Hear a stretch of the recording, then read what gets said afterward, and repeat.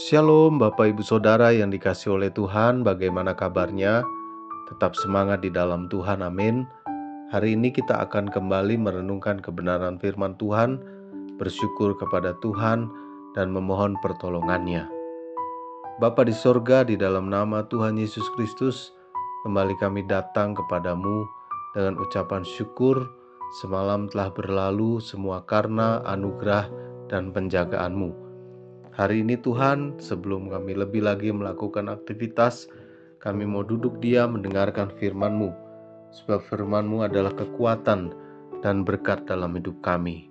Dalam nama Tuhan Yesus Kristus, haleluya, amin. Firman Tuhan hari ini berjudul Selalu Ada Keajaiban, bagian kedua.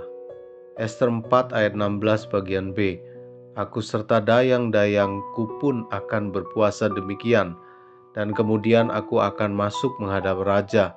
Sungguh pun berlawanan dengan undang-undang, kalau terpaksa aku mati, biarlah aku mati. Bapak Ibu Saudara yang dikasihi oleh Tuhan, dengan dilatar belakangi ketidaktaatan Ratu Wasti kepada Raja Ahasiweros, para penasehat menyarankan raja untuk menyingkirkan Ratu Wasti dan segera mencari penggantinya. Hendaklah orang mencari bagi raja gadis-gadis, yaitu anak-anak dara yang elok rupanya dan gadis yang terbaik pada pemandangan raja. Baiklah dia menjadi ratu ganti Wasti.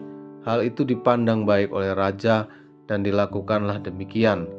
Ester 2 ayat 2 dan 4. Mordekai, paman Ester, mengikut sertakan Ester dalam pemilihan calon permaisuri dengan pesan, Ester tidak boleh memberitahukan asal-usulnya karena ini sangat berisiko. Sebab jika raja tahu, dia bisa dihukum mati. Ini adalah tugas yang sangat berat. Dengan penuh ketaatan, Ester tidak memberitahukan kebangsaan dan asal-usulnya. Ester 2 ayat 10. Selama setahun berada dalam penyamaran, ia tetap menunjukkan sikap rendah hati dan selalu taat pada perintah. Itulah sebabnya ia beroleh perhatian dan kasih sayang dari semua orang yang melihatnya. Tuhan menyatakan kuasanya. Ester pun terpilih sebagai ratu menggantikan Wasti. Setelah menjadi ratu, Ester harus menghadapi ujian, karena di zaman itu ada peraturan bahwa barang siapa menghadap raja tanpa dipanggil, hanya berlaku satu undang-undang, yakni hukuman mati. Ayat 11.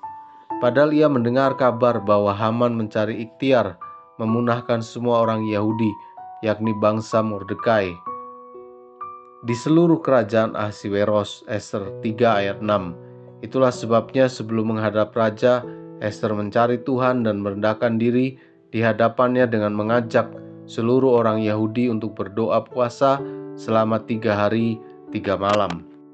Usahanya tidak sia-sia, sebab tidak kau tinggalkan orang yang mencari engkau, ya Tuhan. Mazmur 9 ayat 11. Tuhan mendengar dan menyatakan belas kasih-Nya.